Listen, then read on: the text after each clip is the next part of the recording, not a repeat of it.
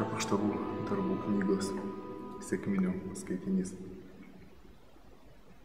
Atėjus sekminių dienai, visi mokiniai buvo drauge vienoje vietoje. Staiga iš dangaus pasigirdo ūžesys, tarsi pūstų smarkus vėjas. Jis pripildė visą namą, kur jie sėdėjo. Jiems pasirodė tarsi ugnies liežuviai, kurie pasidalyje nusileido ant kiekvieno iš jų. Visi pasidarė pilni šventosios dvasios ir pradėjo kalbėti kitomis kalbomis, kaip dvasia jiems davė prabilti. Jeruzalėje gyveno žydų ir pamaldžių žmonių iš visų tautų po dangumi. Pasigirdus tam ūžesį, subėgo daugybė žmonių. Jie didžiai nustebo, kiekvienas girdėdamas savo kalbą juos kalbant. Lyg nesavi ir nustėrę, jie klausinėjo: argi visi šitie kalbantys nėra galilėjiečiai? Tai kaipgi mes kiekvienas juos girdime savo krašto kalba. Mes, Spartai, Medai, Elamiečiai, Mesopotamijos, Judėjos, Kapadokijos, Ponto ir Azijos, Frygijos ir Pamfilijos, Egipto bei Libijos pakraščio, ties Kirėne gyventojai, ateiviai romėnai, žydai ir prozelitai, kretiečiai ir arabai. Mes visi girdime juos skelbiant įstabius Dievo darbus mūsų kalbomis.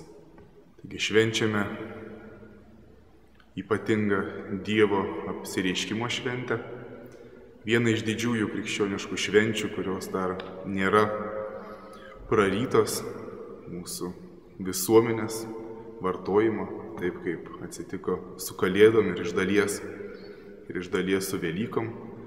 Taigi niekas per sekmines mums nesiūlo ypatingų dovanų, nuolaidų ar dar kažko.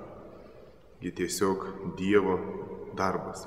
Dievas pats pasireiškia, Kristaus duotas pažadas apaštalams apie ateinantį globėją, Paraklėtos šventąją dvasią išsipildo mokiniams. Sekminės yra ir Dievo apsireiškimas, ir kartu didžioji paslaptis, nes įvyko tai, ko mokiniai negalėjo planuoti, arba nei planuoti, nei suprasti nei vienas žmogus pasaulyje. Kaip dvasia gaivintoja, kūrėjo dvasia, gyvybės dvasia, apreiškia Dievo valią, kad Dievo valia gali būti paskelbta pasauliui, paskelbta suprantamu būdu kiekvienam žmogui, kuris klausosi, kuris nori išgirsti. Ir ta nustebusiųjų minia susirinkusi, kurie sako, kaip mes tuos galilėjiečius suprantame. Jie paliudija, jog jie girdėjo ne žmogaus išmintį, ne dvasinių vadų išvedžiojimus ar sumanimus, bet jie patys išgirdo savo ausimis galingus Dievo darbus, kuriuos Dievas padarė savo sūnuje Jėzuje Kristuje, atpirkdamas pasaulį. Ir šiandieną galbūt mes taip pat norėtume tokio efektingo dvasios pasireiškimo, kad galėtume kalbėti, daryti ženklus ir patys, išpažindami Kristų, atrodyti efektingai, kad mumis stebėtųsi arba kad per mus stebėtųsi Dievo galybė. Bet sekminės yra tokia didelė dovana bažnyčiai ir šventoji dvasia yra dovana būtent bažnyčiai, kuri pasireiškia dažniausiai be didelių efektų, tyloje, ramybėje. Ir kiekvienas krikščionis, tikintis krikščionis yra sekminių liudininkas ir dalyvis. Kiekvieną kartą, kada mes išgirstame Dievo žodį ir priimame jį, tai yra šventosios dvasios darbas. Kiekvieną kartą, kada artinamės priimti Kristaus kūno ir kraujo sakramentą ir priimame žinodami, jog tai Dievo malonės priemonė mūsų išgelbėjimui. Dievo dovana tai yra šventosios dvasios darbas. Tos pačios dvasios, kuri sklendžia altorijoje, sklendžia iš sakyklos, tos pačios dvasios, kuri atveria mūsų širdį, kad Dievą pažintume, jį priimtume ir su juo gyventume.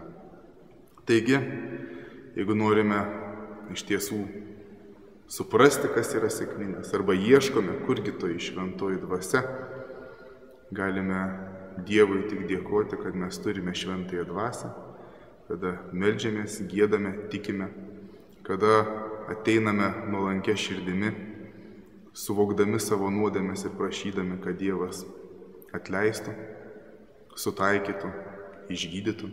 Tai yra tik šventosios dvasios darbas, nes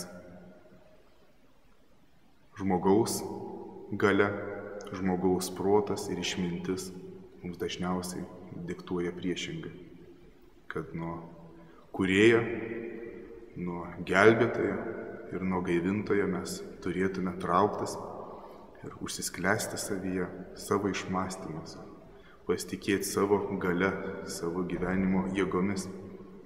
Mes suvokime, kad ne mes visagaliai, o Dievas, kuris mūsų nepaliko našlaičiais. Taigi tai ta pati Dievo dvasia, kūrusi gyvybę pasaulį, ta pati dvasia dovanoja gyvybę mūsų širdims, ta pati šventoji dvasia dvelgs į mus, kai ateis mūsų prisikėlimo laikas. Tad linkiu mums, kad mes tą Dievo malonę, kad Jis leidžia mums suprasti Jo valią Kristuje, kad Jis mus pamilo, mus atpirko, dėl mūsų išganimo padarė visą, ką galėjo. Mes džiaukimės, kad tai dvasia yra su mumis ir tai yra tikrosios sekminės, kai mes išpažįstame tą, kuris visuomet yra su mumis, tas, kuris kuria, atperka ir pašventina.